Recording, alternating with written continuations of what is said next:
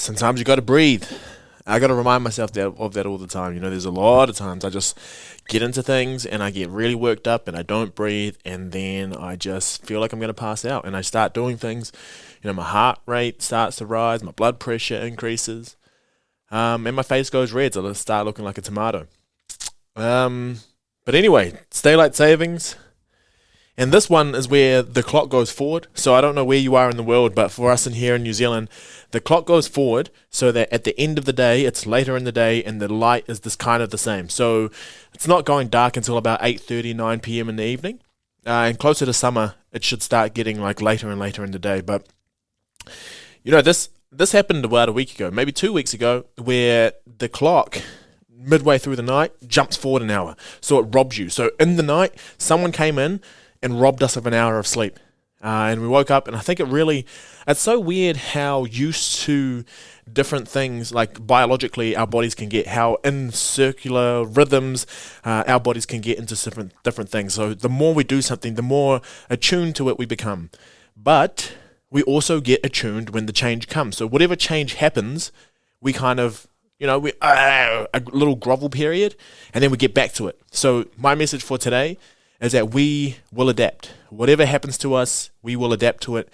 We'll try to make it the best possible. And that's because we're human. Because the ultimate aim of this life is to survive. And in that survival, we want to have it as cushy as possible. Hopefully. Hopefully that's what we want. And what I wanted to talk about is that we're riding the river. I definitely did not want to come in today and record. I was honestly just thinking about doing the sound, or I was honestly just thinking about throwing up an old episode from forever ago. But, the thing about that is the context will be out because I recorded it in the 50s. And, I'd be talking about things that no one had ever heard of. Back then I probably didn't even know what COVID was. And I still don't know what it is. I've never heard of it. But, yeah, I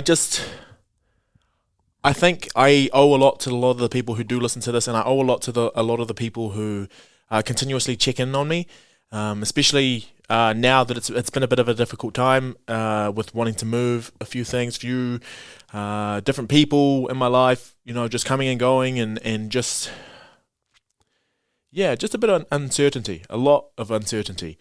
So I just wanted to maybe come on here and just it was pretty cool. Some of the things that have been happening in the last few days of some really important people who just stepped up and made me realize that I have the most important support system, and that even though you feel like you are someone who is insignificant to someone else, you could literally say the right thing at the right moment that makes someone feel like they mean the world, and that all the doubts they ever had about themselves kind of go away. So I'm going to talk a little bit about that, but I'm going to talk about it with a little bit of an update. So just telling you about what's been going on in my life. These shows, like these types of episodes, usually bore the fuck out of me because I don't really care about other people's lives, to be honest. But I'm going to try and make it relevant because there's cool stuff that we get into every single day. And I don't really get to talk about that too much because I'm always trying to talk about topics. But like, I live a pretty cool life. I just realized how fucking cool the access I have to different people who are just the smartest people in the field, or just really cool people who are part of my everyday circle, that because I'm so used to them and so used to what they do, I forget how like awesome they are and the types of shit they do. So like, this is me giving props to them, but also this is props to everyone else for supporting me. Those small little kind acts of like just the smallest little thing, just someone recognizing something about you, or someone doing something to you, or thinking that this would make your day. That sort of thing goes a really long way, and it's not just in that moment that it makes you feel better, but every time you think about it, it makes you feel good again. Now, right about now, I'll play some music. I usually do, but I'm not hiding today. I want to make this a really quick, short one, just get through it, and I feel like when I play the music, that's my time to breathe and compose myself. But I want to stay in this gravy of like uncertainty, and I want to stay in this gravy of the little bit of, I don't know, the breath. I don't know if you can hear it, but I'm breathing weird. My heart, the rhythm's different. But I want to sit with it for a bit because I want to feel it out. So we're riding the river. We're riding the baby. And I don't know what's going to happen, but that's life. The river just fucking does what it does. It goes around the rocks, over the rocks, through the rocks. It does whatever it has to do, but there is a destination that it ends up getting to because that's what it was designed to do. So yeah, I mean, if I could, I would just go to sleep right now and wake up at the end of October. But what would that achieve? That would achieve, besides me being fucking hibernating and just disappearing for a little bit, I would come back and I'd still have the same problems. So that's not going to happen. But there are some cool things happening, and I think the first thing, and it's something that I did just over this weekend, was I did a little paint by numbers. So I've talked about artisticness and creativity, and I've done lots. Like I've written songs, I've played music. I actually haven't done that much now that I think about it. But the painting side of everything, I've always been like, my brother's the drawer, my brother's the artist. He's the one who does all that stuff, and he's bloody good. But so this person, one of the sexiest people I know, was like, "Hey, we should do this paint by numbers, and then we'll give it to each other as artwork for when we move into our new houses." So I was like, "Heck yeah, let's do that," and we did. And I was a bit nervous because I was like, I usually like to be super competent at a lot of things, but I knew that I have never really put too much time and effort into this. And the cool thing about it is I got into like a real cool flow state when I was doing it. Where I didn't like, the world kind of just disappeared around me, and all I had to focus on was just painting in the lines and just doing what I had to do to produce some sort of art, and that was nice. And this, I appreciate the heck out of this person for seeing that it's something that we could really, really like from it. But then every time I get to see it, I get to remember that time that I was in flow, and I got to feel like the world was kind of in harmony all in that one time. And the more that I think about it, and the more that I was, doing that sort of activity, this was probably one of the greatest feelings that I've had in the longest time. And it was doing painting. Something that I wasn't really critiqued on, because everyone critiques the podcast, everyone critiques all of the articles that I put out. That's what makes me me. That's what makes me money. That's what makes me get notoriety around the place. But this art was just going to be for us two, So it was just something where in the moment we get to be creative, we get to enjoy the process, we get to, actually be in each other's company while doing it. But we got so lost in our own little pictures that the rest of the world fell beside me. And that was something kind that someone just did for me, because they realized that it would be something that could bring a lot of joy and could be something fun to do.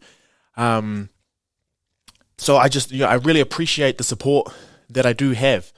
And on top of that, so this is where it gets into the rest of it, where it doesn't have to be that big. It doesn't have to be a huge little thing like that, but it can also be, just spending time, writing out something for someone, or writing a little poem for someone, or just doing other things that make you feel like you could be part of someone's day. All right, not to center yourself as the center point of someone's day, but to be someone who could add a little bit of value to that person's day. Even if it's just, it gives them a smile for 20 seconds. It's something that they can think back on and just be like, there are people in this world who are compassionate, and there are people in this world who want you to do well. So speaking of people who don't want me to do well, it probably is mistaking or disguising his efforts to try and make me do well by being an asshole. My PhD reports are finally back, right? I saw the original email. It was addressed the 27th of September, which means that this bastard took 3 months to try get back 2 notes to me. So I really do think he's testing me to see what I'd do. But anyway, the reports came back in, and there were a lot of frustrations that I had around trying to play the game. And this is where I realized I have some of the coolest people supporting me along this entire time, because I put up my frustrations. I was like, you know what? I'm going to social media to see what everyone else says. I just wanted to get that little boost.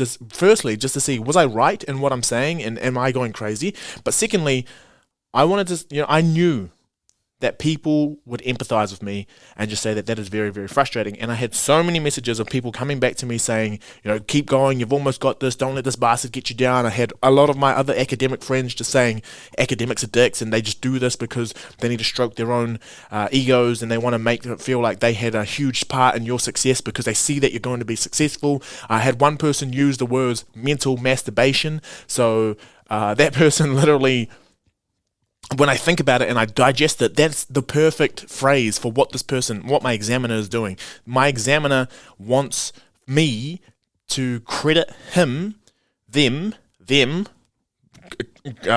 credit them for the success of my PhD because they made me do all these changes, which takes it to the next level.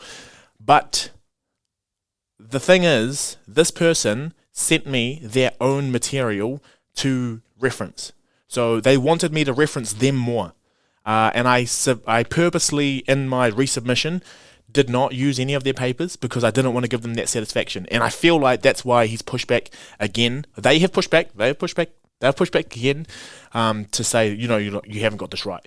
And just a real arsehole. And I haven't talked to one person who has seen this person's point of view. And I also have got inside word that this person is unliked in their whole department. So that's the problem with how small this world is. Word gets around quickly, and if people have huge influence, sorry, that was just the heater doing a little pew, gave me a fright too. If people have a lot of influence, you can easily lose a lot of your job. You could lose a lot of your credit.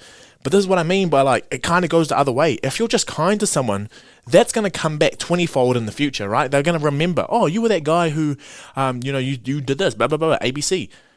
But we're also going to remember the opposite side. Oh, you were that dickhead. People remember dickheads more than they remember the kind person because of the way that it made you feel. But people will remember the kind acts, the acts of kindness. So they're more likely to respond in a kind way if they knew that someone was kind in the future. But also, who's going to want to get into academia if the first person you run into that's gatekeeping a lot of the, your success? So for example, I couldn't go forward with my graduation without this guy saying, yeah, it's all good. But that's the thing with inquiry, and that's the thing with gathering knowledge and all that sort of stuff. I don't have to agree with this guy because we are all in our own pursuits of the truth. My truth is maybe not the same as his truth, but his truth, I'm not going to say it's wrong, but it's incorrect. It's incorrect. He sent me a letter to the editor. He didn't send me papers. So anyway, if I get cancelled, if I end up ruining my whole research career because of this guy, that's fine. That is fine. I'll find other avenues to be able to get through without having to have this person in the way. But a lot of people, this is what I'm saying. A lot of people came to me giving me those small little bits that made me feel encouraged to want to go forward and pursue all of that. Despite this one person who made me feel like I was an idiot, I did everything wrong. For me, seeing that this person was actually probably in the wrong, and I've said this in a podcast maybe 2 months ago when I should have got my reports back because I didn't have it delayed by someone. But yeah, so I'm fired up. But I had a lot of people who just gave me small amounts of encouragement, which gave me the strength to want to carry on and to not get so down on myself.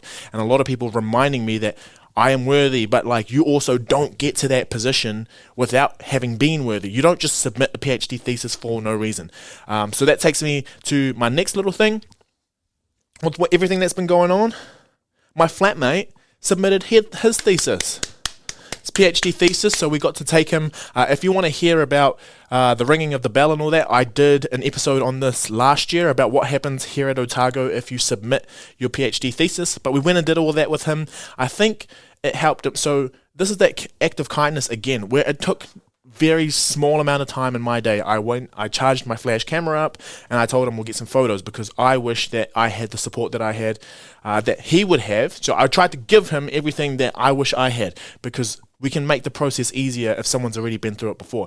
So I charged up my camera and I was like, yeah, this is it. We're going to be a little flat. And I think he was really overwhelmed that we actually gave him the support. We dressed up in all black. So if you're on my Instagram, go check that out. We dressed up in all black because he wears black every single day. And we just went and spent the day with him taking photos. And I just wanted to take my time with it. He was like, oh, I'm sorry. But I was just like, nah, you only get this one time, man. Let's make the most of it. So we did. I got some really cool photos of him. He was so appreciative, and it literally only took a small amount of my time and a want and a desire for me to make this occasion for this person the best that it could be. And we had other flatmates who made the time to come and do that as well. And it was so nice. The hit that you get from helping other people and just being there for people, I think it three times the amount of the joy that you can get from doing whatever work you were doing. You're like, oh, I'm so busy, I got to hustle through this. If you just took that time out to go do that and get that rush back, you get that energy, you get so energized, and it gives you a positive boost in yourself that you've done something well for other people, but also that person's feeling bloody great because you're there. because you were a kind person in that time. So I just feel like we should all just join in and hold hands and say kumbaya all the time. We should do that more often, because I was there for it. And just tangent. Sorry, this is 15 minutes of just full on. I hope you're listening still. I did read his thesis, so I read it. I got to give some comments on it. I learned so much. So it's in theology, and it's just different ways of interpreting the Bible.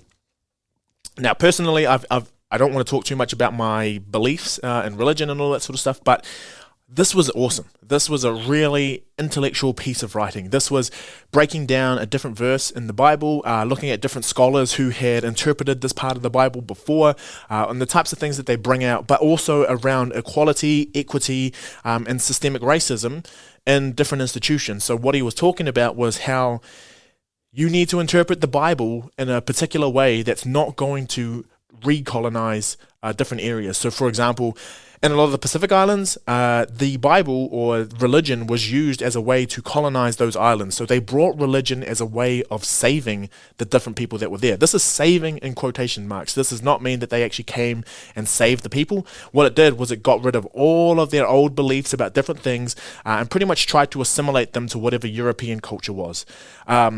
So if we continue to interpret the Bible that way and that we take it, it becomes a colonization tool. So what he was talking about is that the Bible itself is not inherently bad, but it's the way that it's interpreted, and it needs to be interpreted in a way that respects whoever the tangata whenua are. So whoever the people are that are in the area that the Bible is being used. So that was awesome. I mean, I had no idea that this is what his thesis was about.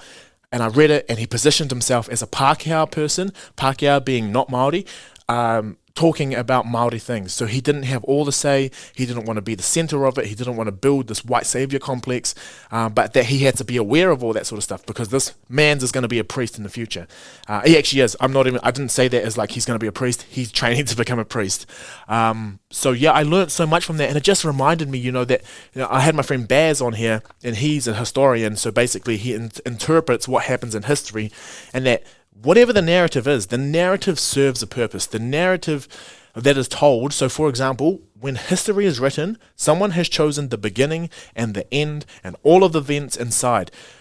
That means that, they can choose different parts that they want to focus on. And this is what I found out in the different accounts of the Bible, all the different people who wrote different parts of the Bible focus on different things, because those would be the values that meant the most to them, or those would be the values that needed to come across at that time that it was written. So, for example, he talks about the Paul and Luke versus Matthew and some other guy.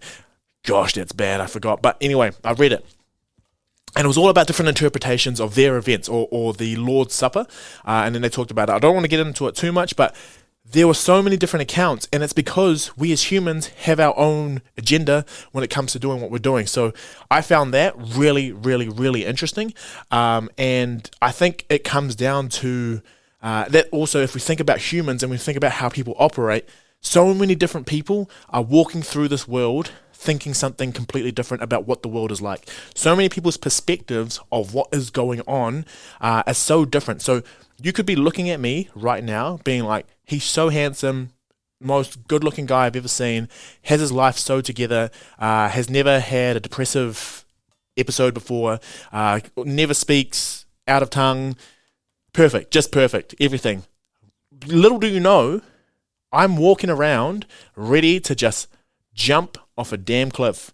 Like, I feel that there's a pull in me all the time thinking you're just going to break down. This is your time to break down. But because everyone's interpretations of the events, like, oh look, he dresses so well, oh he's got a podcast, oh he's got all this sort of stuff, you just assume that this is the stuff that's going on, but we never know, because we never really, we're kind of interpreting it from what we see. But if we are a bit more empathetic to different people and want to know what it is this person is going through from their eyes, from their world, we can lend it. We can lend it all the time. And that's the kindness that I'm talking about. So I'm trying to bring it all in. And it's a weird thing where now that we have social media, because a lot of people talk to me about this podcast and listening to this podcast, and they say that it feels like I'm with them, that feels like I'm on this journey with them. And that's the coolest part about being able to do all of this sort of stuff.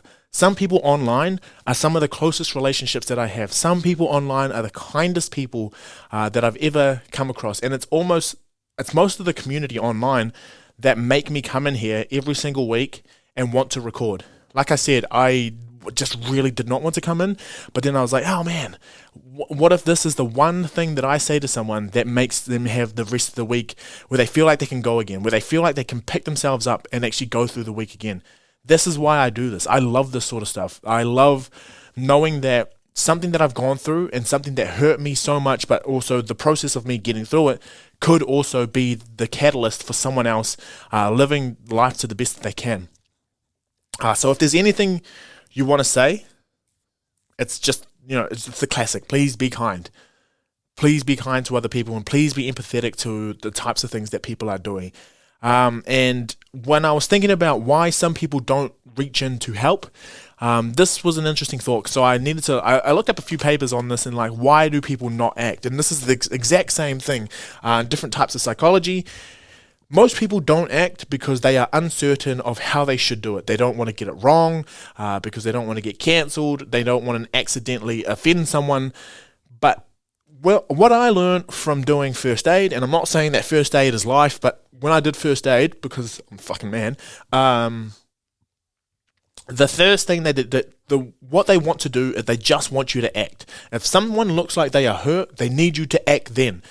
Uncertainty seems to be the biggest thing. So if uncertainty is high, the case for you to act is always low, because you don't want to offend someone, you don't want to hurt someone, you don't want to do the wrong thing, you don't want to accidentally make things worse. In a first aid situation, it's already really, really bad. Everything that you do after that point, so for example, if this person is dead, doing more CPR is not going to kill them more, but it might bring them back to life. Sometimes just doing that little bit might actually save someone. So for example, when I was thinking about this and the types of things I've done, I was on a bus once, and there was a guy who got on the bus and got off the bus at the same place that I did. This guy had fallen asleep, and I was thinking in my head, as soon as I saw him fall asleep and we were getting kind of close to my stop, he wasn't budging, not at all, just wouldn't wake up. I started freaking out because I'm just like, oh my gosh. So if you want to know me, I would push the button on the bus. Well, actually, I would sit down on the bus. I'd look for where the button is. Okay. As soon as I sit down on the bus, this could be an hour-long trip, but I plan everything. Okay, if I push that, right, so I need to walk down there. Okay, that's about 4 steps, and then I'm going to turn there. Oh, my snapper, I got to scan the thing. How do I say thank you? And I start clearing my throat, 20 minutes out, I'm like, and then under my breath, I'll be like, thank you, driver, thank you, driver, thank you, driver, just to make sure I don't walk off and go, thank you, it's the worst.